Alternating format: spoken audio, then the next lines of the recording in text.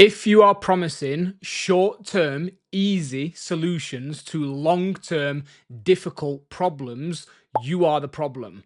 Not your client, not their motivation, and not their adherence, but you. And I say that with love and with empathy and completely getting it, because when I first started out, I did this exact same thing too, and it ended up destroying my retention, pissing people off, and leading to more shit, awkward conversations than you can even imagine. In this video, I'm going to walk you through why expectation management is one of the most powerful tools that you have available to you for things like adherence, buy-in, and long-term retention, and also why most coaches avoid it like the plague. Now, there's not a lot of people talking about stuff like this, particularly in relation to online coaching. So if you want more videos on things like this topic, things like goal setting, behavior change, adherence, retention, having a bigger impact, all of that sort of stuff, make sure that you subscribe to the channel and you'll be notified as soon as they get released. My entry into one-to-one online coaching is a bit of a mad one, to be honest. I was working for another business, coaching under their name, and was mainly involved with the group coaching side of things. The business owner had gone away on holiday and completely forgot to close their calendar off, and they'd got 11 consultation calls booked in. Whilst they were away, they literally messaged me and told me what had happened, said that they forgot, they didn't want to cancel these calls, and why don't I just take those calls? Obviously, I asked for a bit of advice. I was a bit nervous. I'd never done any sort of sales call, and I was given a very, very loose framework of try and start the call here. These are the sorts of things that you need to find out, and then position coaching and move forwards and blah, blah, blah, blah, blah. And what I did on those calls, because A, it was going to make a big impact to me and my pocket on a monthly basis. Bear in mind, at the time, I wasn't working with any one-to-one clients. I was only getting paid a wage. It'd be a massive benefit for me to land those clients. And B, I really wanted to get into the one-to-one coaching side of things. And now I'd got an opportunity where actually, if I could get these people to sign up to my coaching, I was really, really getting off to a decent start. And I know that's not the sort of opportunity that coaches normally get, literally handed a diary full of sales calls to get stuck into. So I did exactly what I'd been told. I did exactly what I thought I needed to do. I got on the call, I sold them the dream, I made it sound like it was going to be ridiculously easy, like they would have to do very little to get a result. I threw the guarantee in, I did everything that I needed to, and I closed 9 out of those 11 calls. Then fast forward 3 months to the end of the 3-month package that each of those clients had initially signed up for. The last 3 months had been difficult, to say the least. People hadn't really bought in. They were struggling. Nobody could figure out why. They couldn't figure out why. I couldn't figure out why. It was just one of those situations. And at the time, again, I was having conversations and people were like, oh, it must be the client. It must be the client. Bear in mind, this is now over 5 years ago. And I was like, yeah, it must be the client. It must be the client. I've always been really good at sitting down and looking at things objectively and assessing things and reviewing things, particularly to find out things like what's gone well, what can I double down on, but more importantly, to figure out, right, what the fuck went wrong here? And this was one of those situations. I'd got these 9 clients all moving towards the end of this 3-month package. I knew that I'd got to have a conversation with them about them continuing, hopefully continuing. I knew that none of them had made the progress that they were signing up for, but I also had the back in my mind, by this point, I'd also coached 10 people for free and got really good results with those people. So obviously I needed to sit down and look at, right, what's the difference here? Because there's been no difference in delivery, really, on my part. What was the difference? The difference was that for the 9 people that had paid, I'd sold them the dream in order to sign them up. Like I said, it made a massive impact to my monthly wage. I really wanted to get the ball rolling, so I'd done everything that I'd been told to do. I'd made it sound easy. I'd made it sound like they wouldn't have to do much. I'd made it sound like I would move mountains to do whatever I needed to do to ensure their success. I'd given the guarantee. I'd done all of those sorts of things. What actually happened at that point, I sat down with the business owner and I had this conversation, and I knew realistically that none of those people were continuing. So I'd had this situation, I'd had these calls, I'd closed 9 of them. My monthly paycheck had literally tripled in the space of a week. 3 months later, I'm now faced with this situation where it went back to 0. Well, not 0, I was still getting the wage for the group coaching and everything else that I was doing, but those clients pretty much decided to have the conversation with them, all the awkward conversations that I said, and I'd realized it was me. I'd sold them the dream. That's where the awkward conversation came. So I was faced with this situation where I got these 9 paying clients that hadn't received the service that they thought they were paying for, and it was my fault, not their fault. And it wasn't even the service that was the main issue. It was the expectation that I had set. I'd set the expectation way higher than realistically not just me, but anybody could deliver in order to convince them to sign up to coaching.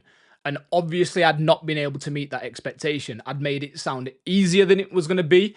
I'd made it sound like it would be quicker than it was going to be. I'd made it sound like they wouldn't have to give up as much and sacrifice as much to make the progress and get the results that they wanted. And ultimately, it was my fault, not theirs, my fault. So at that point, those 9 clients obviously did not re-sign up to coaching, and I was faced with the situation now where, right, I am back at ground zero when it comes to paying clients. What can I do now? How can I learn from this? And that was my first real and harsh exposure to this thing called expectation management. That was mid 2020. Then if we fast forward even further to late 2022, when body and brain was firing on all cylinders, and I'd learned so much more experience, worked with so many more people, achieved incredible life-changing results with people that you'd never really see the sort of clients that I was working with in people's results. That's what I specialized in, because that's my background. I was that 150 kilo client that needed that breakthrough, and that's what I delivered to other people. I remember I got sat on a call with a man called Gary. Now, Gary ended up being one of my long-term clients. We really got on, really fucking nice guy. He came to events, absolute pillar of the community. People loved him. He was hilarious. Really, really proud of the work that he'd done. But as always, and I suggest you do this as well, if you're ever in a conversation where, whether it's on a call or in the DMs or whatever, if you are at the point where somebody is considering signing up for your coaching, I advise that you ask them why. Now, this is a little bit of a tangent, but I think the insights that you will get at that point are incredible. It'll show you what you've done well up until that point, things that you can double down on. So definitely ask that question. But I asked that to everybody, and I asked it to Gary, and I said, Gary, why are you working with me? Why are you sat on this call with me? Why me? And he sat there and he looked at me, and Gary was 100 and maybe 70 kilos, high 3 figures kilograms. And he sat there, and obviously he'd seen my journey from 150 kilos, lost all of the weight, my approach, how I am in content, the way that I speak about things, just being pretty much the same person that I am now. And we had the conversation, and I asked him, why are you choosing to sign up with me? And he'd worked with different coaches before. He'd been in different programs before, group programs, one-to-one coaching. So I really did want to know. Like I said, I think it's a valuable insight. And he sat there and looked at me and said, you are the first person that has been honest with me and told me that it is going to take me 18 months or longer to get to where I want to get to. I've told you what I want to achieve. You were the first person that was honest with me. He said something along the lines of, I can't remember the exact phrasing that he used, but I will never forget this conversation because it just reaffirmed, bit of confirmation bias, we all love it. It reaffirmed what I knew at that point. He sat there and said, I know that I've got a lot of weight to lose. I'm not a fucking idiot. He was pretty much stationary all of the time. He spent a lot of the time on the road, traveling from site to site to site where he was working, eating out at service stations, all of that sort of stuff. He wasn't a fucking idiot, right? He knew that he'd got a long way to go. And he said, I've actually spoke to other coaches and they're all offering the same thing. They're all telling me that I just need to sign up for 3 months or that I just need to sign up for 4 months, that things are going to be easy. They're throwing things around like guarantees, all the stuff that I'd done when I first started out because that's what I've been told to do. And you were the first person that said to me, this is going to take you a while and it's going to be fairly difficult. But what I also did, like I did with everybody, when I was honest and setting those expectations, I gave them reassurance. I was able to show them all of the results that I'd got with all of the people that were in similar starting positions to them. I'd been able to provide that evidence and said, well, this client, Sophie, she's worked with me for 2 years. This is the progress that she's made. This client, Michelle, she's worked with me for 18 months, whatever it was. This is the progress that she's made. This is Adam. He's still currently working with me. And that is the thing that gave him reassurance. The fact that I had been honest with him and not tried to sell him the dream, but also made him feel comfortable is the reason why he then signed up with me and stayed with me for a significant period of time. I just want to really break down why expectation management and expectation setting is so important in the first place. First and foremost, expectations massively determine emotional responses. If you think about clients that you've had that expect progress to be faster than it is for whatever reason, maybe they've worked with somebody before, maybe somebody's crash dieted them before, maybe they've seen the first few kilos drop off really quickly, maybe they've done something like keto, whatever it is, right? If people have the idea and the expectation that everything should happen quickly because that's how it happened last time, anytime that they don't make any progress or don't make progress at least as quickly as they think they should be making progress, they of course feel like a failure. Again, this is something that I face with clients of mine. The average body and brain client, average on starting, was 132 kilograms. I always used to ask people, what have you done before? What worked? What didn't work? Etc, etc, etc. I like to get an idea for that. And I had this client that had come in that had previously, their last attempt at dieting, they'd been trying to stick to keto. Now, me and you sitting here and understanding how this works know that the first time that you cut out all carbs, you're going to see some fairly substantial change on the scales, water, everything that comes with it, right? But that was their expectation. They'd had previous experience where they have lost 6 kilos in the first week, 3 kilos in the second week. Again, not unheard of when people have got that much weight to lose. They'd had that expectation. If I had not tackled that expectation and reset it of this is what the rate of progress that we are looking for might look like, if they'd have not seen that 6 kilos, 3 kilos, 2 kilos, whatever weight loss every single week, of course they would have felt like a failure. Of course they would be questioning, hold on. Now, me and you both know that obviously it didn't work, otherwise they wouldn't have been on a call or in a coaching relationship with you anyway. But you have to understand that is what people's bar is set by. It's just previous experience, history, okay? So if I'd have not had that difficult conversation, they would have, of course, felt like a failure. If I'd have not had that conversation and reset expectations, then every single normal plateau or normal week of progress would have actually felt like a failure. Expectations also determine behavior. If somebody thinks or has been told that they're not going to have to give anything up, that they're not going to have to make any sacrifices, that things are going to be easy, how do you think they're going to feel in week 8 where things are starting to get really hard? Progress is slowing down, things are grinding to a halt, that motivation has massively dipped. They're starting to want to revert back to old behaviors, old ways of coping because in the moment it makes them feel better. If we've not had that conversation and set the expectation in the first place, then when they grind into this period where everything starts to slow down and they are unaware and unprepared for it, of course they're going to start questioning things. Of course they're not going to be ready to push through and do what needs to be done because they're more worried about, why is it now all of a sudden feeling harder? Why am I now struggling more than I have been previously? We can eradicate that by setting expectations. And finally, expectations will determine how people judge you and your coaching. My mentor taught me something years ago, which has stuck with me ever since and is something that I come back to frequently. And that is that all disappointment comes from unmet expectations. Take a second to think about that, okay?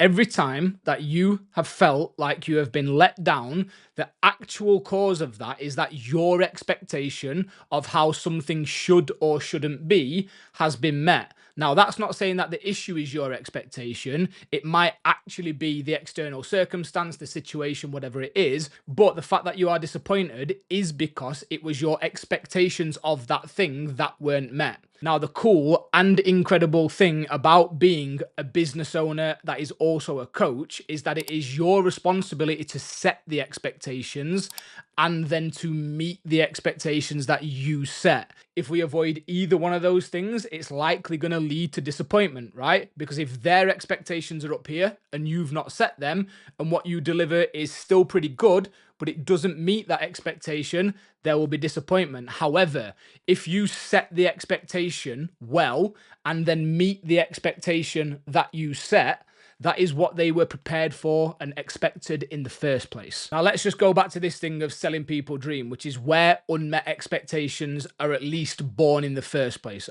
We've all been told that saying, you've all heard that saying, you've definitely heard that saying, sell them what they want and then give them what they need. You sell them what they want to get them in the door and then you give them what they need.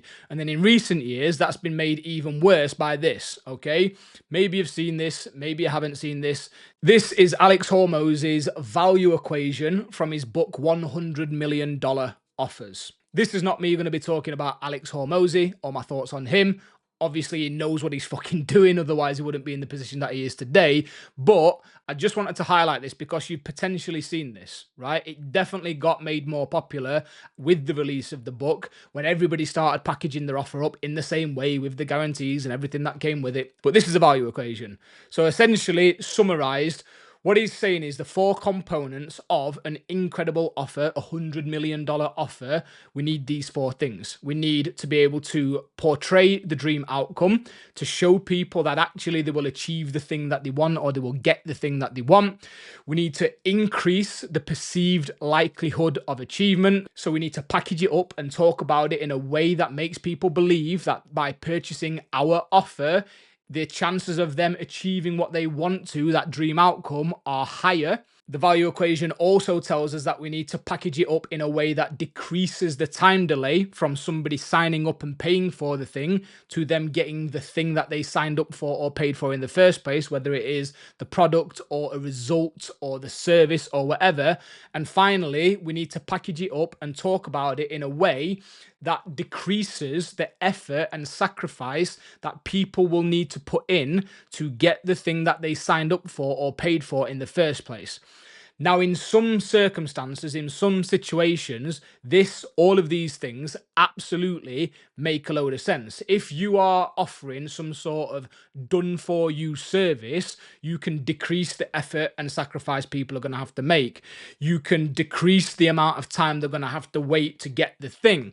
You can increase the perceived likelihood of achievement because you're doing the work for them. The dream outcome is set, it's fixed, it's that thing that we know that they want. But in one-to-one coaching, where there are so many factors, like quite literally how quickly the body can change, the things that are needed to be created in terms of things like calorie deficit, all of these things have to happen. If you are selling some sort of physique transformation, there is only so much you can decrease that time delay, or there is only so much you can decrease the amount of effort and sacrifice that people are going to have to put in, or increase the perceived likelihood of achievement. There's only so much that you can tamper with those things before you are essentially selling people the dream, telling them what they want to hear in order to make the sale. Now, you can do one of 2 things at this point. You can continue to do that. You can sign people up. You can make them believe that it's going to be easy and fast and they're not going to have to sacrifice anything and then be disappointed. When in reality, when we're dealing with human beings and we are responsible for delivering a service, a one-to-one service, you would be far better off just being honest and telling them exactly how it's going to be, rather than promising them the dream, okay? So the expectations that I think you need to go out of your way to set, and to set correctly, are first and foremost, how long is this going to take? Now, particularly if you've been doing this a while and you've achieved results with a ton of different people that were in a ton of different starting points, you'll have a rough idea. You'll be able to take into account things like real life, like situations, holidays, illnesses. You'll be able to give a ballpark figure, but this is where we can start actually setting expectations. You should be able to give somebody a ballpark.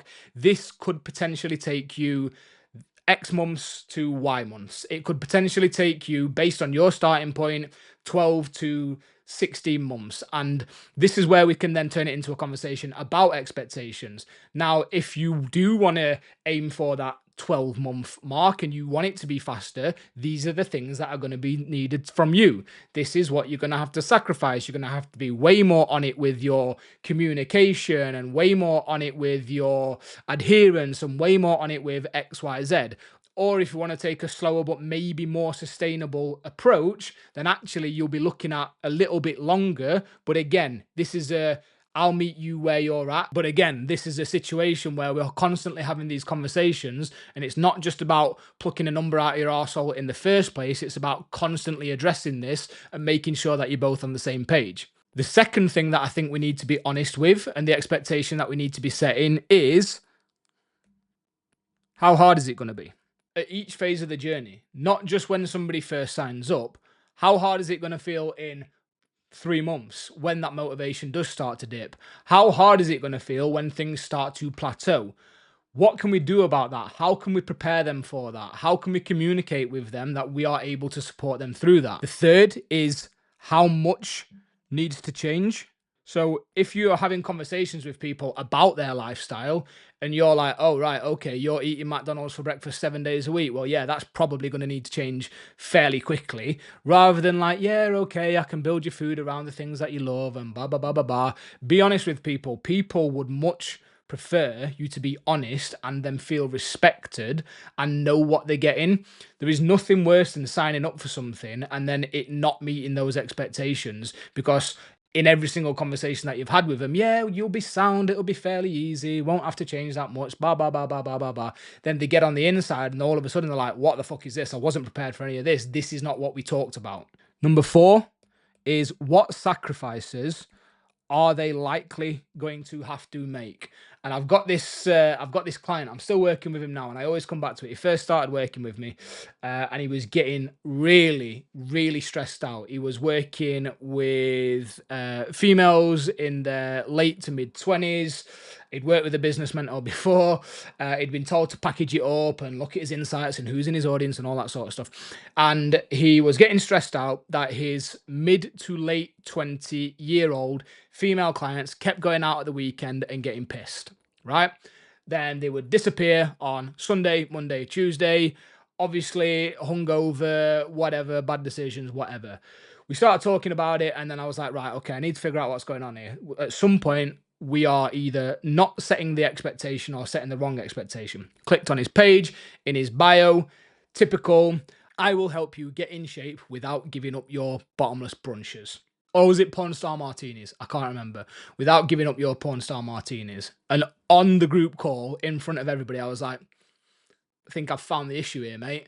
You're getting annoyed that people aren't sacrificing their bottomless brunch or porn star martinis at the weekend because you've actually packaged this up and this is what you've been told to do in a way that makes it sound like they're not going to have to give up the thing that they don't want to give up.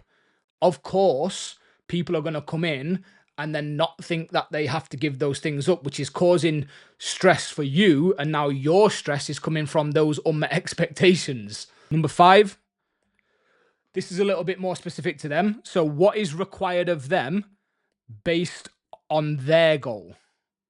So if you've got somebody that wants to come in and it's a fairly surface level goal, we've actually got a full video on goal setting, by the way. Make sure you go and watch that one next. But if somebody comes in and their goal is fairly surface level and they don't want to give up certain things and you have that conversation with them, that's absolutely fine to an extent though. If somebody wants to achieve something and comes in and leads with them saying, I want to achieve X, but I am not willing to do Y, and I need to do, and I need to achieve that thing in this time frame, it is then on you to say, well, okay, we can definitely get you there, but you may have to give up this thing that you don't want to give, or you may have to do a little bit more, or you may have to whatever that is, which brings me on to the next one, which is whether their timeline is even realistic in the first place. And this for me is where it becomes a bit of a multi-element conversation. And I'm going to share with you how I would actually visualize and what I would do, the model that I would almost use when I'm talking to people about this thing. So if people would come into me, right, I would start with them. I am not an artist, by the way, so allow it, okay? Let's say this is a client that's just signed up, okay? And then let's say this is where they want to get to. That's a medal. Right, that's a medal. I couldn't think of what would actually be better there. So that's a medal. So they've got here, okay, the starting point we can do absolutely nothing about. The first thing that we've established is their goal. They've given us a timeline on how quickly they want to achieve that goal. So the first thing that we need to do is address, is that even achievable in the timeline that they've given us? If it is, we then need to dictate, okay, for you to get here in this timeline, this is the list of things that you're likely going to have to do. These are the things that you're likely going to have to sacrifice, etc., etc., etc. Set those expectations. Now we have 3 variables that we can tweak, right? We've got variable number 1, which is the goal. We've got variable number 2, which is the timeline. And we've got variable number 3, which are the things that they're going to have to do. If they then come back to you and say, well, I'm not willing to do 1, 2, 3, 4, 5, we then go back to them. Expectation management is a conversation. We then have to go back to them and say, okay, well, if you're only willing to do number 1 and number 3, now this timeline that you've set, this thing that you want to achieve in 6 months, either you're never going to get there by only doing 1 and 3, or now if you're only willing to do 1 and 3, it's likely going to take you this much longer, 9 months. I know this is getting really messy. It's now going to take you 9 months. If they come back and say, no, it's 6 months, that's all I've got, I've only got this amount of time, then the third variable that we can go back to is, okay, well then maybe the goal needs to change. If you're telling me that the timeline is set and you aren't willing to do these things, then maybe the goal is going to change. Now, this is exactly how I would handle this conversation. Rather than just saying, yeah, that's sound, we'll get you there, that's all you need to do, don't worry about it, just sign up and we'll get started, and then being pissed off down the line, use this opportunity to really set those expectations. Now, finally, I just really want to drill home the benefits of taking the time to set expectations properly. The biggest benefit for me, especially when you're talking about things like how hard it's going to feel, what sacrifices are going to have to make, and those sorts of things, is that it prepares them. They are ready so that there is less downtime when those obstacles hit. We've all had those clients that sign up, they are straight out the gates, absolutely flying, making loads of progress. Everything is easy for them. Then they hit that first obstacle, which they weren't prepared for, and it completely derails them. It takes them until the next check-in to even communicate it. Then we've got to go back and forth. We've got to figure out what's going on. And it's that idea that actually, if we had prepared people for this and we'd set that expectation, that downtime from them hitting the obstacle, if they were ready for it and they had plan B, plan C, plan D, different strategies, they knew this was going to come. If we can minimize that downtime and take it from 2 weeks, 1 week to 1 day, 2 days, it gets them straight back building momentum again. Second, clients will stop feeling broken whenever they hit a plateau or a dip. Third, and this is massively important for your retention and your client results, they're expecting to stay for 9 months, 12 months, 14 months, 16 months, whatever the conversation that you've had, because you've said to them, combined with the goal setting work in the other video, this is how long it's going to take, this is what it's going to require, but I can get you there. This is the process that we're going to follow. Fourth is that they take more ownership. They will know, if you have taken the time to properly set expectations, they will know what is expected of them. So they will know what has gone quote unquote wrong at the weekend or when they're on holiday or whatever, insert scenario. And last, but definitely not least, if you take the time to do this and you do this well, you will have fewer pissed off clients, because remember, disappointment comes from unmet expectations. You get to set the expectation and then meet the expectation. Now, I'm not going to spend too long unpacking this, but I wanted to share it with you. The Harvard Business School carried out some research where they surveyed 75,000 recipients of service interactions. And what they actually found is that of those 75,000, all of which were repeat customers, loyal customers, it found that real loyalty comes from simply meeting expectations and not overselling people. And I would also, if I'm being perfectly honest, much rather lose 1 or 2 or 3 sales, but know that I've stuck to my values, I've been honest throughout, and if they wanted to go elsewhere, if Gary at 170 kilos had wanted to go elsewhere to somebody that had promised him the dream in 3 months and didn't want to work with me, even though I've been honest with him, that would have been fine with me.